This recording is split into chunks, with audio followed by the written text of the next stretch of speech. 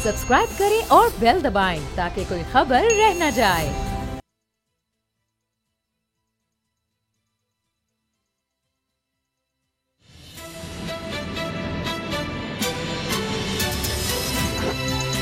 अब पता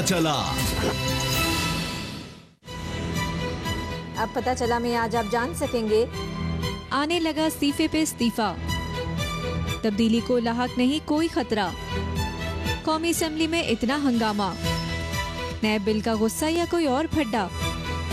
पार्लियामेंट में गूंजा कराची का नोहा, सिंध हाई कोर्ट भी शदीद नाराज।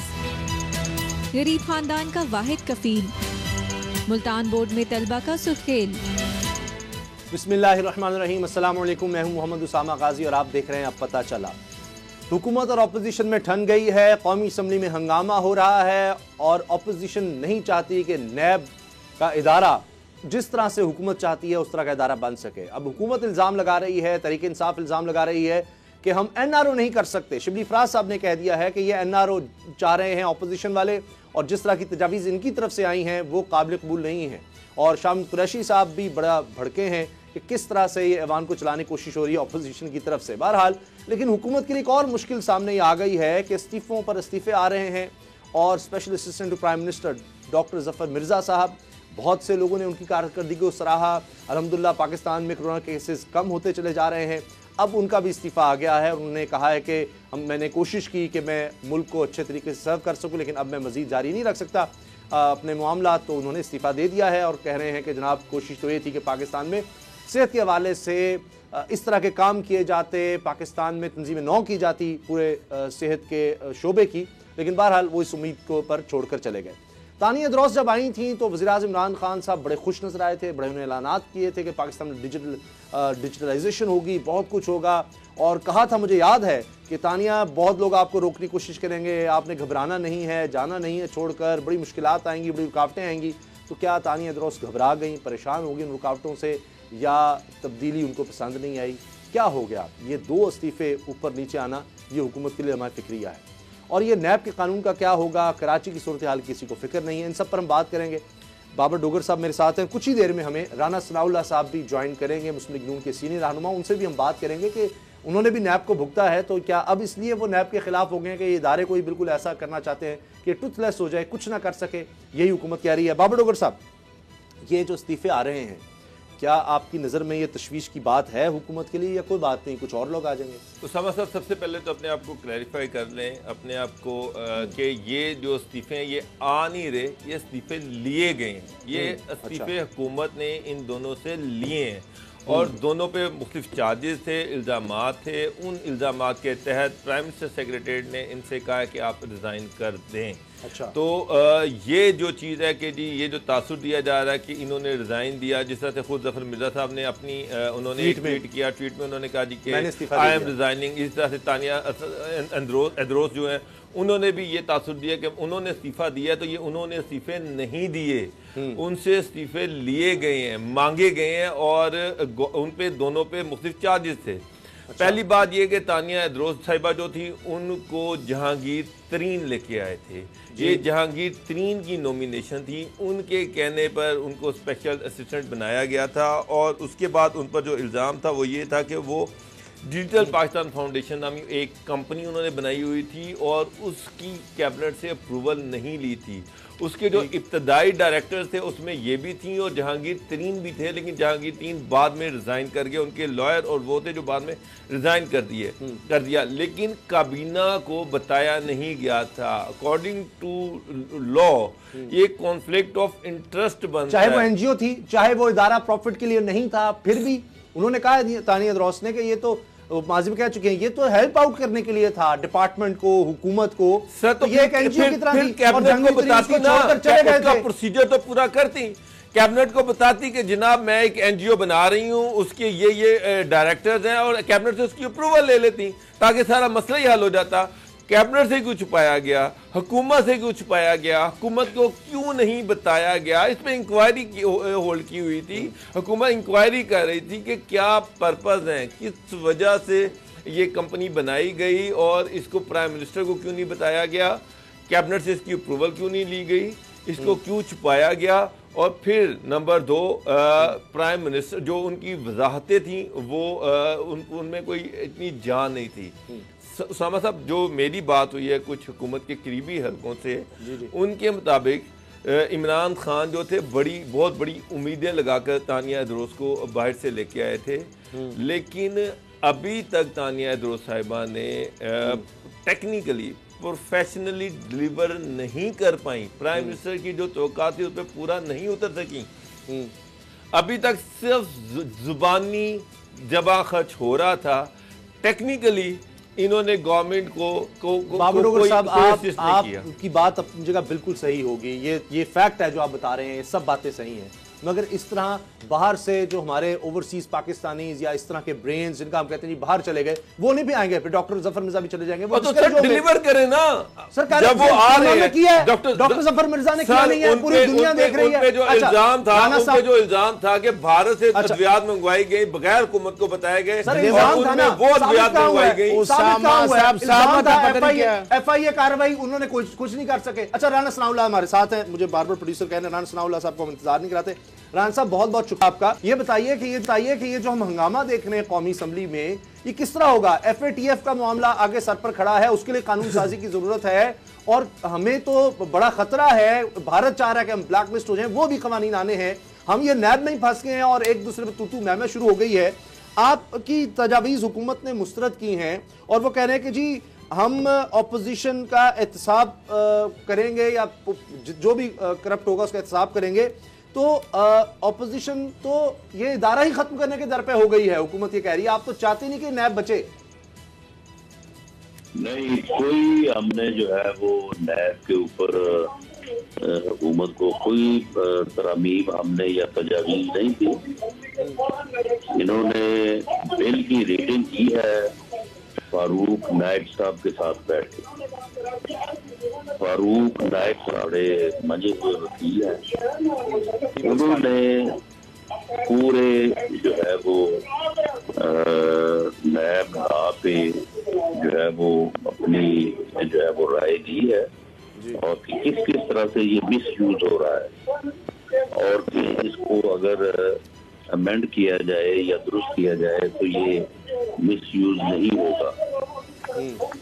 तो उसमें तो जब ये डिस्कशन हो रही थी तो उसमें तो शाह महमूद कुरैशी साहब भी और इनकी टीम के जो लोग और बैठे हैं, लॉ मिनिस्टर वहाँ पे मौजूद थे, उस वक्त तो वो हमारे सामने ये कह रहे थे कि जी हम तो मुस्तफिद हैं फारूक नाइक साहब से, बल्कि लॉ मिनिस्टर साहब के पास थे कि मैं राना साहब, शाह महमूद कुरैशी साहब ने कहा कि जो एहतसाब तहरीक इंसाफ का बुनियादी फलसफा है और ये है कि ये इसी की बुनियाद पर उन्होंने इलेक्शन लड़ा, एहतसाब की बुनियाद पर, अब वो इससे पीछे नहीं हटेंगे।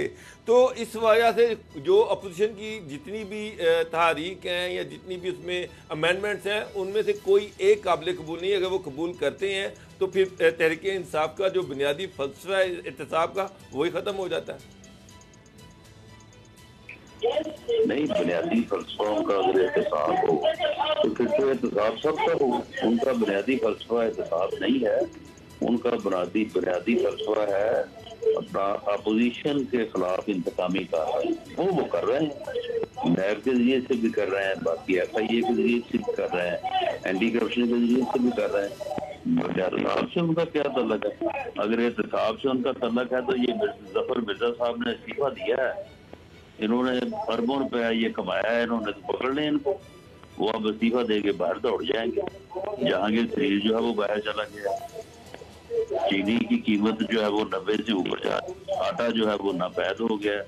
वो तमाम लोगों को पकड़े ना जिन्होंने मुनाफाखोरी की है, जिन्होंने अवाम को लूटा है। अच्छा राना साहब, आप कह रहे हैं कि 2 मामलीन ने करप्शन की बिना पर इस्तीफा दिया है और हुकूमत उनको महफूज रास्ता दे रही है, ये आप इल्ज़ाम तो लगा रहे हैं, लेकिन उन्होंने क्या करप्शन की है वो हमें कम अज़ कम दे दें ताकि कौम को भी बता सके हम कि उन्होंने क्या करप्शन की है।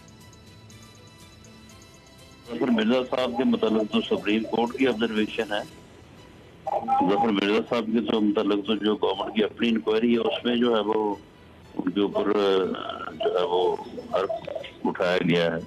ये तो मैं ये हुकूमत की अपनी इंक्वायरी कह रही है। ये सारी दुनिया को पता है क्या इल्जाम। नहीं, इनका कोई करप्शन का या एहतसाब से इनका कोई तल्लुक नहीं है। और इन्होंने और नैब के ऊपर डिस्कशन जो है वो हमने इनको जबरदस्ती जो है वो इनको कहा कि डिस्कशन में, खुद इन्होंने हमें बुलाया डिस्कशन करने के लिए। स्पीकर हाउस में जो है वो मीटिंग हुई है तो वहाँ पे हम खुद अपनी मर्जी से जा सकते हैं। तो ये तो ड्रामा कर रहे हैं। अच्छा राणा साहब, ये अब ये बातें भी होने लग गई हैं कि जी ये राजदारी की तमाम हदें पार की जा रही हैं, एक दूसरे पर इल्जामात लग रहे हैं, क्यों ऐसा हो रहा है? कल जब जो हदूद इन्होंने पार की थी वो क्यों की? इन्होंने पहले तो इन्होंने बात की था। इन्होंने कुरैशी साहब ने खुद जो है वो कल इन्होंने स्पीच की और स्पीच करने के बाद ये दौड़ गए, इन्होंने मौका नहीं दिया ख्वाजा साहब को बात करने का या हम में से किसी को बात करने का। तो आज उस तकरीर के जवाब में जैसी बात इन्होंने की थी वैसा जवाब जो है वो ख्वाजा साहब ने दे दिया। और उसके बाद फिर करनी थी स्पीच जो जिसे तय हुआ था शहाब खान अब्बासी साहब ने, राजा परवेज असर साहब ने और मौलाना असदुर रहमान साहब ने। तो उसमें शाह महमूद कुरैशी साहब उठ के खड़े हो गए। इन्होंने जिद करना शुरू कर दी कि जी मैंने पहले तकरीर करनी है दोबारा। उसके ऊपर झगड़ा हुआ और फिर ये इनके जो बिल थे वो भी फिर जो है वो बहरान से और बैड लेजिस्लेशन से जो है वो पास हुए। हालांकि अगर वो ये इस मामले को जो अगर ये इस तरह से ना करते तो हो सकता वो लेजिस्लेशन जो है उसमें एक या दो बिल तो ऐसे थे जिनके ऊपर अपोजिशन मुतफिक थी।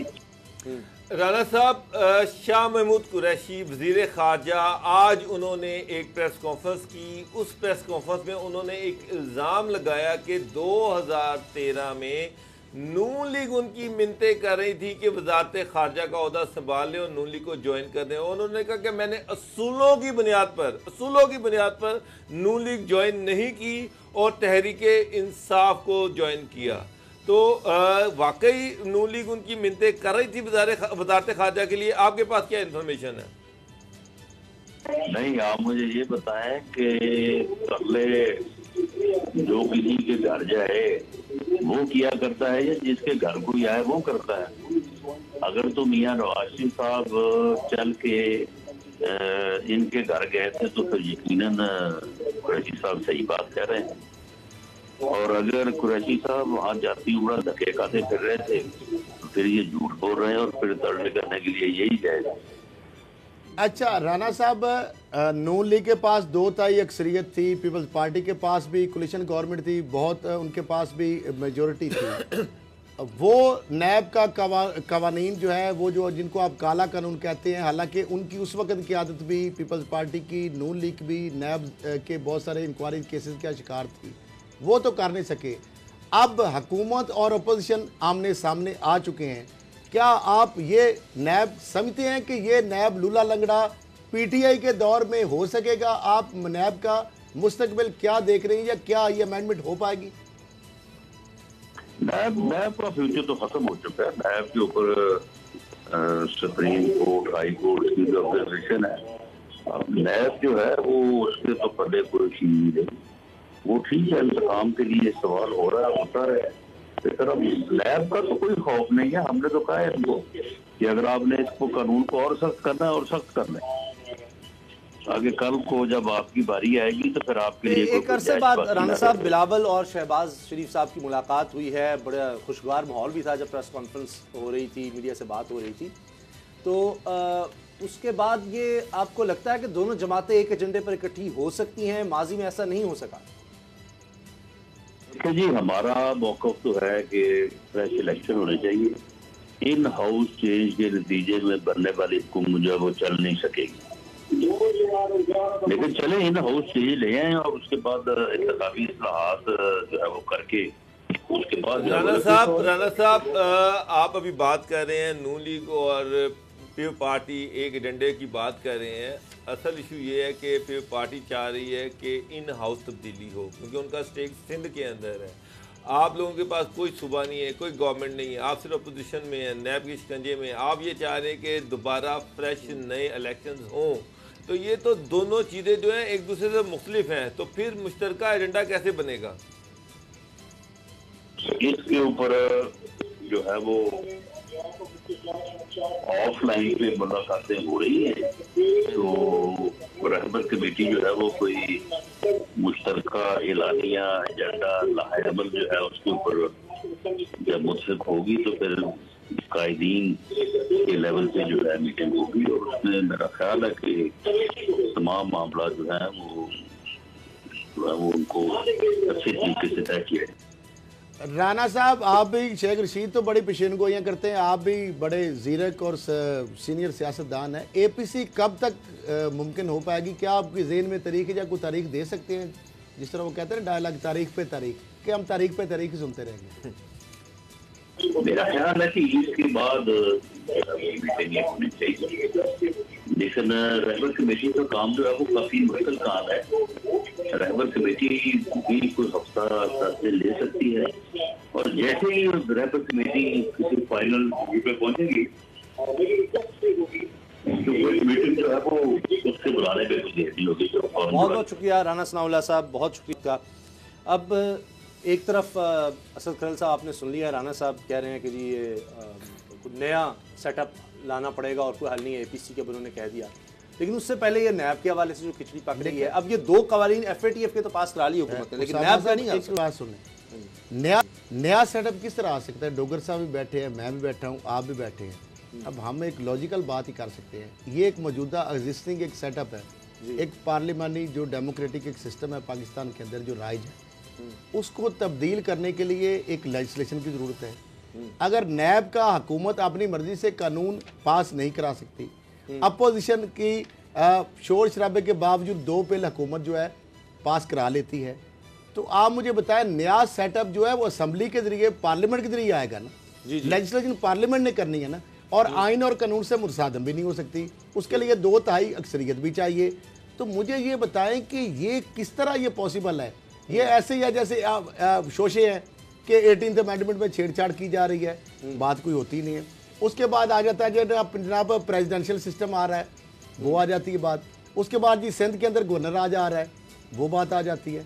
अब ये जितनी भी चीज़ें हैं ना, इनकी पॉसिबिलिटी है, वो अलग बात है कि जब कोई सेटअप आना होता है उसको किसी जवाब की ज़रूरत नहीं होती, उसको सुप्रीम कोर्ट बिन मांगे 3 साल की, सुप्रीम कोर्ट इफ्तिखार चौधरी साहब ने कहा ना, बिन मांगे उन्होंने कहा जी आप इसको अमेंडमेंट भी कर सकते हैं। 90 दिन के लिए ज़िया उल-हक साहब आए थे, 11 साल गुजर गए। अच्छा, मामला ये कि अभी तक दूर दूर तक भी 5 साल से पहले तो कोई नया सेटअप आता नजर नहीं आ रहा। तब तक 5 साल अब नया तो कुछ नहीं। ये जो हंगामा रही शुरू हो गई है बाबर साहब, ये जो हंगामा रही शुरू हो गया, हमने भी इस्तीफों पर बात कर ली। ये जो अब मामला है जिसका तस्करा हमने राना सनाउल्लाह साहब से भी किया है कि ये हुकूमत और अपोजिशन जब आमने सामने आ गए हैं, एफएटीएफ का मसला अलग से है, ये नैब का किस तरह से ये हल कर पाएंगे? आईनी तरमीम के बगैर तो नहीं कोई नैब आ सकता, और उसके लिए 2/3 मेजॉरिटी के लिए जरूरत है। ये तो अभी से ही पार्लियामेंट है। सामा साहब, मैं आपको एक बात बताऊं, चीज़ें कहीं और तय पा रही हैं।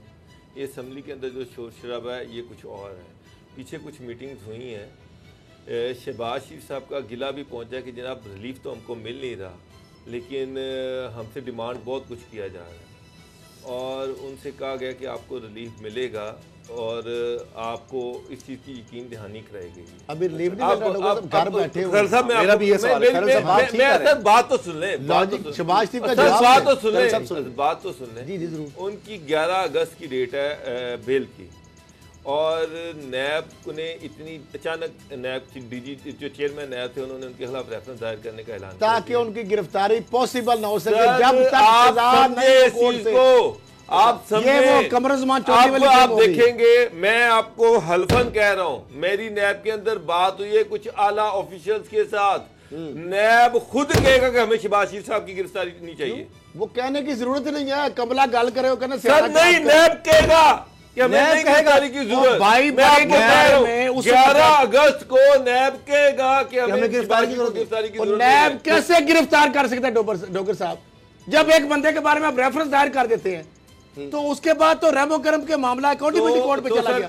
तो जब तक अकाउंटेबिलिटी कोर्ट ये मैं आपकी बात को जब नैब कह देगा मैं मान जाऊंगा मैं इसी बात पे तो मेरा माथा ठुनका है उसामा साहब, कोर्ट में यही बात तो मैं कह रहा हूँ, जिला किससे भाई?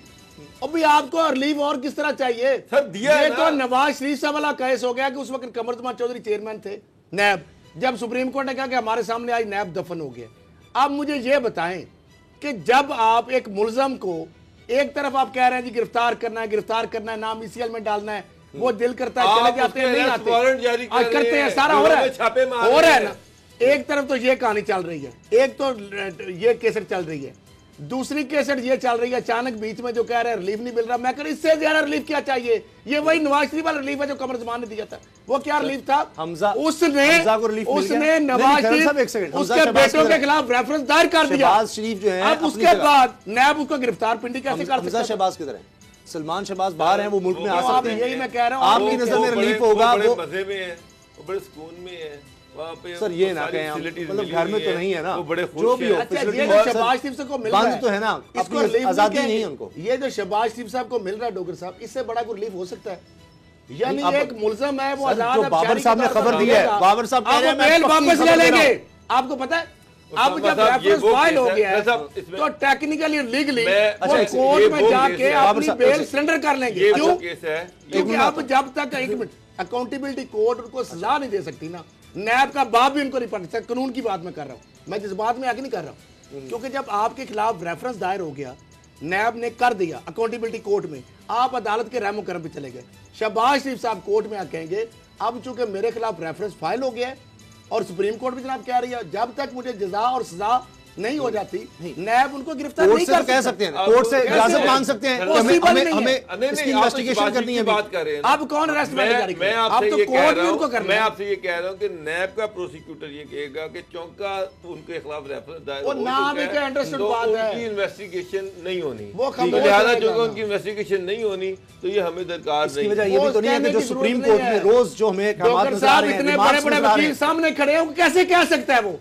जब एक बंदा कैसे रिक्वायर आप कर सकते हैं? एक बंदे के खिलाफ जब रेफरेंस दायर करते आप कर दिया, ठीक है, अदालत में चला गया, बाद अदालत के रहमो करम पे है, अब उसके वारंट या जो भी करने वो अदालत में आपकी बात चेयरमैन साहब की बात में एक चीज है कि शहबाज शरीफ अब गिरफ्तार नहीं हो रहे। ये वही काम हो गया जो नवाज शरीफ साहब के खिलाफ, कैप्टन सफदर के खिलाफ, डॉक्टर साहब आम नाज़रीन, नवाज शरीफ के खिलाफ, कैप्टन सफदर, हसन हुसैन के खिलाफ बगैर गिरफ्तारी के कमर जमान चौधरी के वक्त डीजी नैब रावलपिंडी रेफरेंस फौरन दायर कर दिए थे। अच्छा। उसके बाद उनको गिरफ्तार किया गया था। जब तक फिर सजा नहीं होती नैब उनको गिरफ्तार नहीं कर सकता। अच्छा, अब टेक्निकल बात समझ आ गई है ना? आगे आ जाए। बस शहबाज शरीफ ने हमजा को कौन पूछ रहा है? सलमान को कौन पूछ रहा है? के कंधे पर हाथ रखकर ऐसे नहीं कहा। शहबाज शरीफ जो अपने घर में वो ये चाह रहे हैं कि उनके हाथ में नून लीग का इक़्तिदार हो, जो जिनकी शदीद तरीन ख्वाहिश है कि वो प्राइम मिनिस्टर ऑफ पाकिस्तान बने, वो एवं ही नहीं कह रहे कि बिलावल भुट्टो आप नौजवान हैं, मैं आप जो है इस तहरीक की सदारत करेंगे, आप इसको संभालें। बिलावल कहते जी आप मेरे बड़े हैं, क्यों? बिलावल को पता है डीले हो चुकी है। बिलावल और जरदारी साहब उनको जो भेज रहे हैं ना बार बार बिलावल, और वो शहबाज शरीफ को जान के जाते हैं, मरियम साहबा के पास क्यों नहीं जाते? ये बात है टेक्निकल समझने वाली बात है। अच्छा, ये वजह क्या है? मरियम की जुबान बंदी है, शहबाज शरीफ का होल्ड है, शहबाज शरीफ खल साहब समझ लें मरियम की जुबान बंदी है, वो नहीं बोलेगी। तो बिलावल साहब को पता है शहबाज शरीफ की भी जुबान बंदी है, बस वो एक्सपोज करना चाह रहे हैं, वो सामने लाना चाह रहे हैं, उनकी भी चेनें पड़ी हुई हैं कदमों पे, क्योंकि वो अपने केस सीधे करने चाहते हैं। वो शहबाज शरीफ का ये कहानी है जी, वो कहते हैं मुझे गिरफ्तार ना करें, मेरे हमजा शहबाज की सियासत बच जाए, मेरी सियासत बच जाए, मेरे सलमान शहबाज की जो है उसकी गिरफ्तारी बच जाए, मेरे अली इमरान की बच जाए, पैसे बच जाए, हमारी दौलत बच जाए, हमारी सियासत बच जाए, हम जो कहते हैं हम करते हैं। वो शेख रशीद ऐसे नहीं कह रहा, तरजीह आई उसकी, उसने कहा ये तो हमारी पार्टी के तो एपीसी के बाद ये क्या कहेंगे कि ठीक है हम इन हाउस जो है ना शहबाज जो जरदारी साहब इन हाउस तब्दीली नहीं आ सकती। कौन कह रहा है? फिर क्या एपीसी, फिर मकसद क्या रह गया एपीसी का? मैंने कहा एपीसी की थोड़ी देर में हम इस हुकूमत को नहीं मानते, हम क्या करेंगे? अपना जमहूरियत इस्तेमाल करेंगे, पहले भी कर रहे हैं। एपीसी में ये फैसला हुआ था कि चेयरमैन सेनेट को चेंज करना है, वो देख लिया एपीसी में फैसला हुआ कि हुकूमत जानी है, असेंबली को तब्दील करना है, फिर हुकूमत जाने वो का आपके सामने है। इस एपीसी में भी यही होगा कि ठीक है जी इन हाउस तब्दीली लानी है। अभी राना सनाद साहब ये कह रहे थे जब उनसे पूछा गया कि जनाब इत्तफाक़ी राय हो जाएगा, उन्होंने कहा जी हम इलेक्शन चाह रहे हैं, पीपल पार्टी चाहती इन हाउस चेंज, और ये भी हो सकता है कि अगर इन हाउस चेंज हो गई, अगर पॉसिबल हुई तो हम उनके साथ उनको सपोर्ट करेंगे और उसके बाद इलेक्शन की तरफ चले। मगर वे कहते हैं इन हाउस, लेकिन ये नून लीग एग्री करेगी इन हाउस तब्दीली लाने के लिए।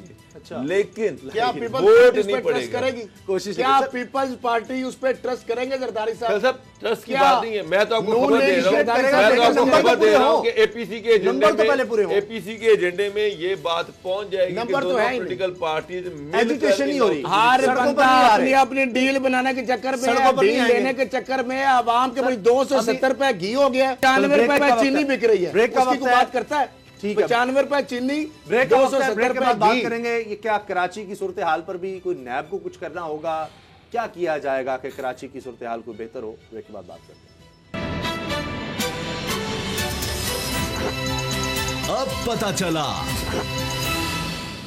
कराची की सूरत हाल उसी तरह से है जो हर साल होती है। अब high court, Sindh high court में भी यही सवाल उठाया जा रहा है, ये गंदगी, ये पानी की निकासी हो नहीं रही, ये हालिया बारिश में जो इतनी बुरी सूरत हाल है, इस पर हाई कोर्ट ने भी भरमी का इजहार किया है। लेकिन जिम्मेदार कौन है कि जनाब पीटीआई और एमक्यूएम अब विफाक में हैं, और वो विफाक में ही यानी कौमी असम्बली में वॉकआउट कर रहे हैं कराची की सूरत हाल पर। यह वक्त आ गया कि हुकूमत में होते हुए भी अब वॉकआउट करना पड़ेगा, इतनी बेबस हो गई विफाकी हुकूमत। फिरदौस शमीम नकवी साहब से बात करते हैं, तहरीक इंसाफ के रहनुमा। फिरदौस शमीम नकवी साहब, ये अजीब बात नहीं है। दोबारा हम उनसे रब्ता करने की कोशिश करते हैं, उनसे रब्ता मुनक़ता हुआ है। तो बाबर डोगर साहब, ये तो अजीब बात है कि हुकूमत में होते हुए, यानी आप और हम बतौर साफ़ी कहेंगे यार हम तो बोल ही सकते हैं, क्या कर सकते हैं। लोग कहेंगे जी हम अपनी आवाज़ उठा सकते हैं, कैमरों के सामने आके बात कर सकते हैं, कंप्लेंट कर सकते हैं। यानी हुकूमत में होते भी वो कहेंगे जी हम वॉकआउट, बस और कुछ नहीं उनके पास। इसका मतलब बेबसीस तक है कि हाई कोर्ट है तो वो बरहम है और विफाकी हुकूमत है तो वो वॉकआउट कर रही है जनाब असम्बली में। समझ साहब, बदकिस्मती है बार बार के कराची जो है, कराची के लोगों ने तो सबको आजमा लिया। कराची के लोगों ने एमक्यूएम को भी आजमा लिया, कराची के लोगों ने पीपल पार्टी को भी आजमा लिया, कराची के लोगों ने मौका दिया पीटीआई को और इनको भी आजमा लिया। अनफॉर्चुनेटली जितने सियासतदान हैं उन्होंने कराची को माल बनाने के लिए तो रखा हुआ है, लेकिन कराची की हालत बेहतर करने की तरफ किसी की कोई तवज्जो नहीं है। आप देखिए सारे तकरीरें कर रहे हैं, सब एक दूसरे पे इल्ज़ाम डाल रहे हैं। पीपल पार्टी एमक्यूएम पे इल्ज़ाम लगाती है, पीटीआई पीपल पार्टी पे इल्ज़ाम लगाती है, पीपल पार्टी उस पे इल्ज़ाम लगाती है। होना तो ये चाहिए। इसका सबसे खतरनाक जो एलिमेंट है वो ये है कि लोगों का इस सिस्टम से इत्मीनान उठ रहा है, लोगों का जमहूरियत से इत्मीनान उठ रहा है। मसला ये है कि ये सियासतदान किस लिए असम्बलियों में आते हैं, इनको किस लिए वोट डाले जाते हैं। इसलिए वोट डाले जाते हैं कि ये हमारे मसाइल का हल ढूंढेंगे, मिल बैठकर हमारे मसाइल का हल ढूंढेंगे। अब ये जो तमाशा बना हुआ है पिछले 3 महीने से, पिछले 3 साल से, कि मसला ये है कि पीपल पार्टी पीटीआई को गालियां दे देती है। पीटीआई जिसको मैंडेट मिला कराची के मसाइल हल करने का, पहले दिन से पीटीआई ने अभी तक कोई सिंसियर एफर्ट नहीं की। यहाँ तो वो फिर ये आपस में मुलाकातें करते, ये आपस में मिल बैठ कर कराची का कोई सोल्यूशन निकालते, कोई उसका हल निकालते। बदकिस्मती की बात यह है कि ये दोनों एक टेबल पे बैठने के लिए तैयार नहीं है। बाबर साहब, ये असद खरल साहब को भी पता है, अदालती मामलात को जानते हैं। ये जो रिमार्क्स आए हैं जस्टिस खादिम हुसैन शेख साहब के, उससे तो लग रहा है कि वो समझते हैं बल्दियाती हुकूमत शहरी हुकूमत में जिम्मेदार है, क्योंकि उन्होंने कराची मेट्रोपॉलिटन यानी KMC और मेयर कराची के दफ्तर से जिम्मेदारान को तलब किया है। लेकिन खरल साहब, जो उसमें जो रिमार्क्स हैं वो तो शर्म से डूब मरना चाहिए साहिब इख्तियार लोगों को, जो हाई कोर्ट में जो बात कही जा रही है। देखिए, इससे पहले उसामा साहब, हमारी कौम और हम भूल जाते हैं, chief justice supreme court of Pakistan justice Gulzar साहब ने कराची रजिस्ट्री में हियरिंग करते हुए कहा था कि ये गंदे जो नाले हैं इनसे कूड़ा करके उठाया जाए। उन्होंने डेडलाइन दी, उन्होंने जो सर्कुलर जो वो रेलवे था उसके बहाली की बात की, उनका नालों को मेयर को बुलाया, हुकूमत को बुलाया, वज़ीर आला को बुलाया। उसके बाद जनाब अली ज़ैदी साहब ने बढ़क लगा दी क्लीन एंड ग्रीन पाकिस्तान। वो करोड़ों रुपए इकट्ठे हो, वो किधर गए कोई हिसाब नहीं है कई महकमों की मशीनरी, उसके बाद नासिर शाह साहब ने कहा, सईद गनी ने कहा, मेयर ने कहा। मुझे बताया आज कौमी असेंबली के अंदर छोटी सी बात उन्हीं सवाल से पहले जी आप फिरदौस नकवी साहब तहरीक इंसाफ के सीनियर रहनुमा, फिरदौस नकवी साहब, ये अजीब बात नहीं कि विफाकी हुकूमत बेबस है, क्या आप हुकूमत का हिस्सा होते हुए वॉकआउट कर रहे हैं? पाकिस्तान के अंदर जो इस वक्त निज़ाम है 18वीं तरमीम आ जाने के बाद कि एक हुकूमत जो कि वफाक में मौजूद है और उसी पार्टी के लोग मेजॉरिटी में कराची से इलेक्ट हुए, यानी एमक्यूएम और पीटीआई मिलके भी वो इतने मजबूर हैं कि वो अपने शहर और सूबे के अंदर कुछ नहीं करवा सकते। ये बात कहना कि जी सियासतदान जो है नाकाम हो गए, लोगों का एतबार सिस्टम से हट गया है, मैं इस बात को रद्द करता हूँ। इससे कि हमें एक बात के ऊपर यकीन कर लेना चाहिए कि हमारे इस निज़ाम में ख़राबियाँ ज़रूर हो सकती हैं, लेकिन जमहूरियत से बेहतर नेमुल बदल पूरी दुनिया ने अभी तक किसी निज़ाम हुकूमत का अभी तक बनाया नहीं है। जिस किस्म की जमहूरियत पाकिस्तान में, इसमें इम्प्रूवमेंट की ज़रूरत है। आर्टिकल 140A आइन में मौजूद है और इसकी तशरीह करना कोर्ट्स के लिए भी ज़रूरी है और ख़ुद नेशनल असेंबली के अंदर भी करना ज़रूरी है कि इसके अंदर ये आर्टिकल 140A जो 3 लाइनों का है उसको बढ़ा के कम से कम एक सफ़ा ज़रूर देना चाहिए to define the third tier of government. बल्दियाती निज़ाम की डेफिनेशन आनी चाहिए। इस वक्त ना बल्दियाती निज़ाम को कोई तहफ़्फ़ुज़ है। अगर आज बल्दियाती निज़ाम ख़त्म कर दिया जाए, दोबारा इलेक्शन कब होंगे इसकी कोई ज़मानत नहीं है। जी तो एक मिनट फिरदौस साहब, मैं समझता हूं कि शहर के हालात उस वक्त तक दुरुस्त नहीं हो सकते जब तक कि एक एम्पावर्ड लोकल गवर्नमेंट, सब यही कहते हैं। फिरदौस साहब अभी आप सिस्टम की बात कर रहे थे, जमहूरियत की बात कर रहे थे। 10 साल से कराची के मसाइल जो है वो इसी तरह से चल रहे हैं। वहां पर उन्होंने पीटीआई को मौका दिया, फिर पार्टी वहां पर है, एमक्यूएम है, लेकिन लोग देख रहे हैं कि ये तीनों पॉलिटिकल पार्टीज किसी एक प्लेटफॉर्म पर, किसी एक टेबल पर बैठने को तैयार नहीं है कराची के मसाइल हल करने के लिए। तो फिर मेरा मतलब है कि जब ये सारे सियासतदान जो इसलिए वोट लेते हैं कि लोगों के मसाइल हल करेंगे, बाद में इल्ज़ाम तराशी तो हो रही है लेकिन कोई सिंसियर एफर्ट नहीं हो रही, कोई आपस में बैठ के डेलिब्रेशन नहीं हो रही, तो लोगों का इस सिस्टम पर कैसे इत्मीनान बढ़ेगा? मैं इसका जवाब अगर इजाज़त दें उसामा साहब तो दे देता हूं। जी जरूर जरूर। देखिए बात सारी ये कि एक फोरम जो है सियासत के अंदर वो असेंबली है। मैं इसका जवाब अगर इजाज़त दें उसामा साहब तो दे देता हूं।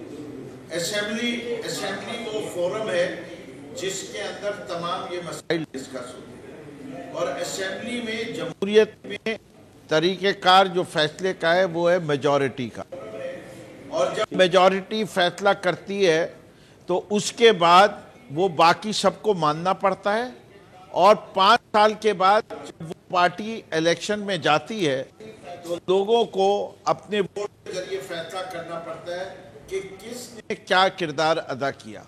इस निज़ाम को जमहूरियत कहते हैं। अब ये मुमकिन नहीं है कि पाकिस्तान तहरीक इंसाफ चीफ मिनिस्टर के कनपट्टी पे कोई बंदूक रख के काम करवा ले। जमहूरियत इसका नाम नहीं है। जमहूरियत लोगों को शऊर देने का नाम है, लोगों को मसाइल बताने का नाम है, लोगों को हल बताने का है, असेंबली में वो हल पेश करने का है। मैंने अभी पिछले हफ्ते जैसे ही लोकल बॉडी के निज़ाम का पीरियड खत्म हो रहा था, मैंने पूरा एक बिल लिख के दिया है जो मैंने मीडिया से भी शेयर किया है प्रेस कॉन्फ्रेंस के जरिए। मैं आपसे भी दरख्वास्त करूंगा कि आप वो बिल पढ़िए और अगर आपको नजर आता है कि हमने कोई काविश की है कि जिसके जरिए पाकिस्तान पीपल्स पार्टी अगर पूरा हमारा बिल नहीं मानती तो कम से कम 2013 के कानून में कोई तब्दीलियां लाए। जब तक कानून में तब्दीली नहीं आएगी सीवरेज सिस्टम बहुत शुक्रिया होगा। मुझे ब्रेक लेनी। नकवी साहब आपने वक्त दिया, आपका बहुत बहुत शुक्रिया। ब्रेक का वक्त है, ब्रेक के बाद बताएंगे आपको एक नौजवान की, एक बच्चे की कहानी कि किस तरह वो जूस भी बेचता है, घर वालों का ख्याल भी रखता है और फिर मैट्रिक में किस तरह वो अव्वल पोजीशन लेता है। ब्रेक के बाद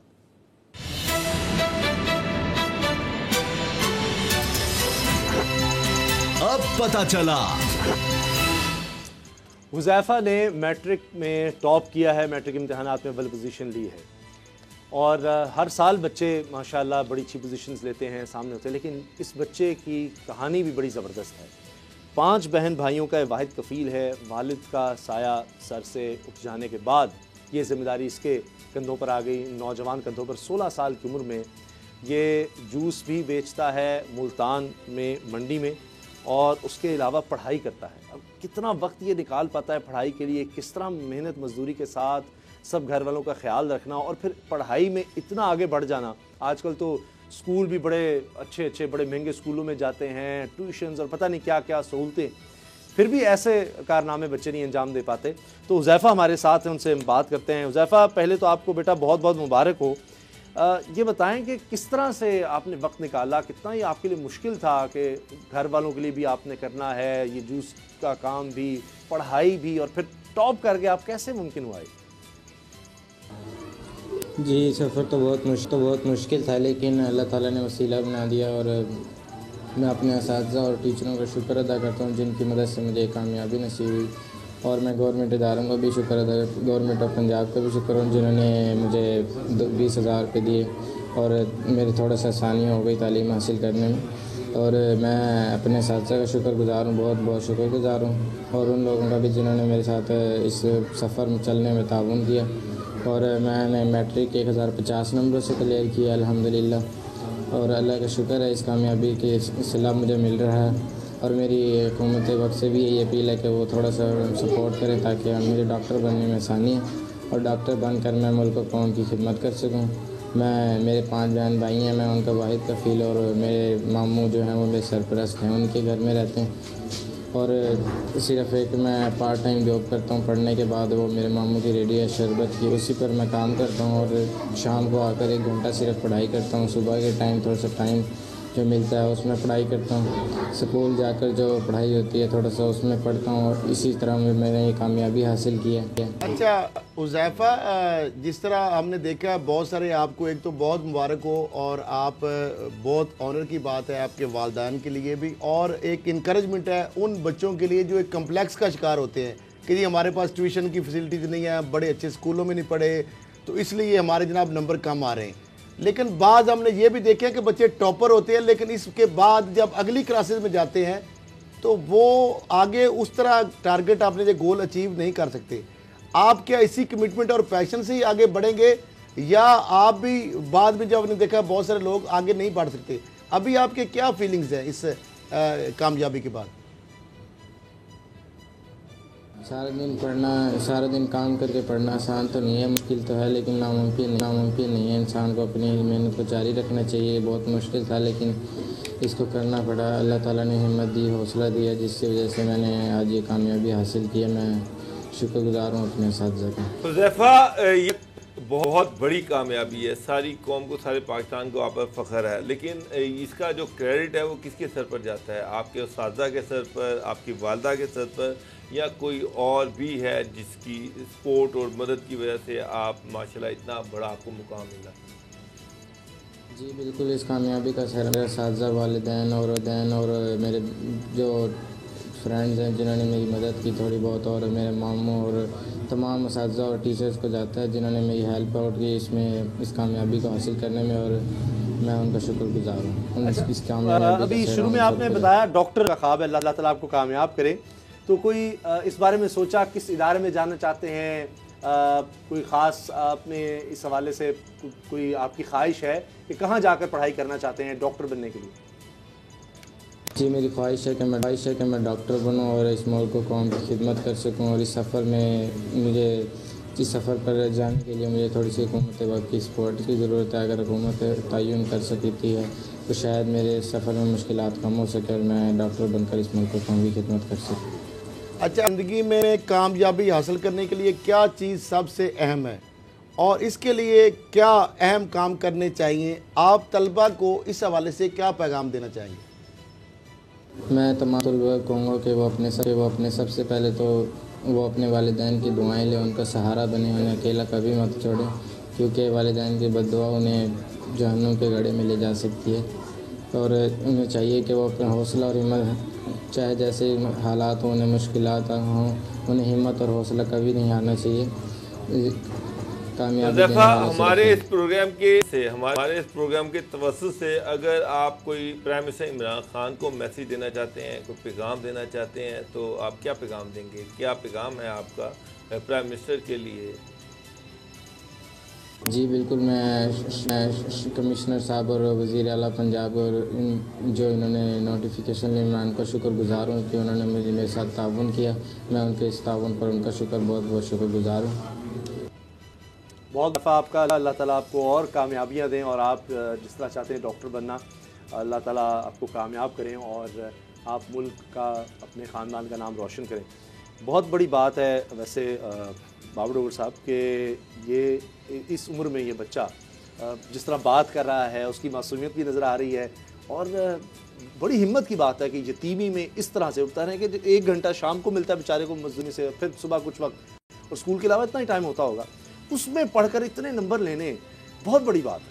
उसामा साहब, ये तो पूरे पाकिस्तान को उस दफ़ा पे फ़ख्र है।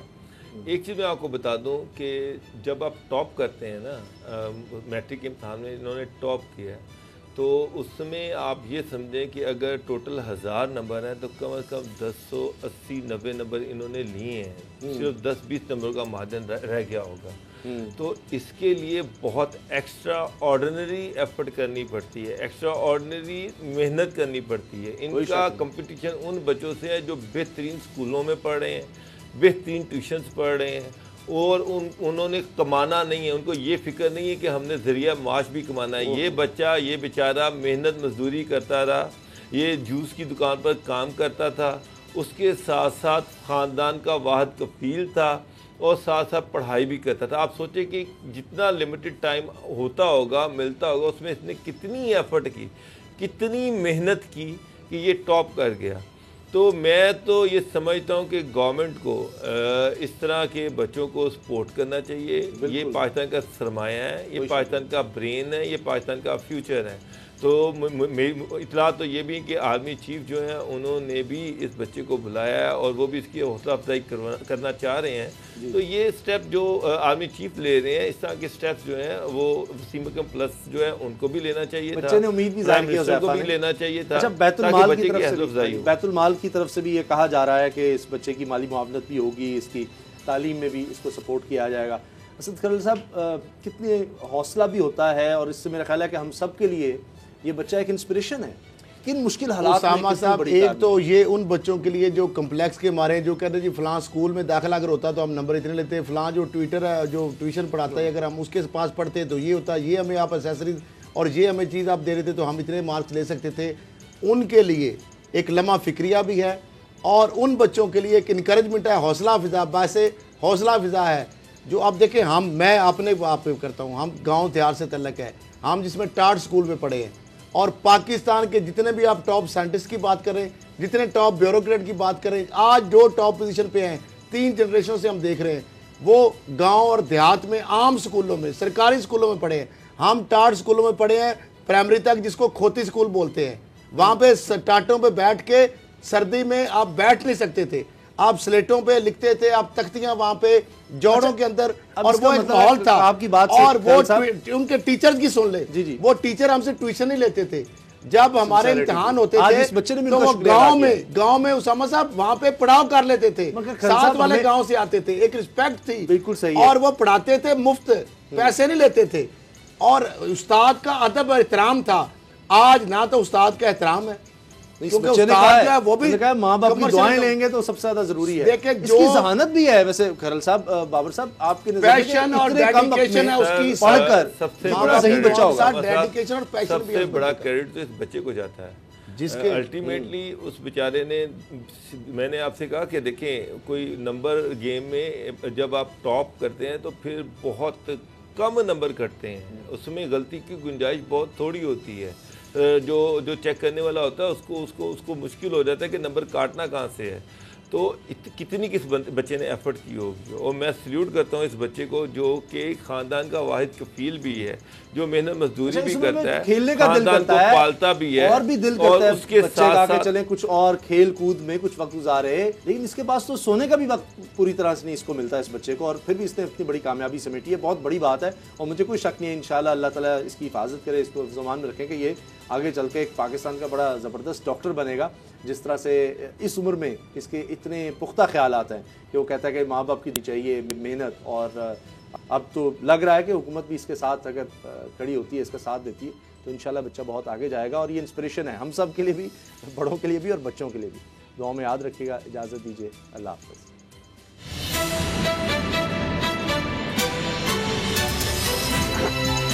अब पता चला।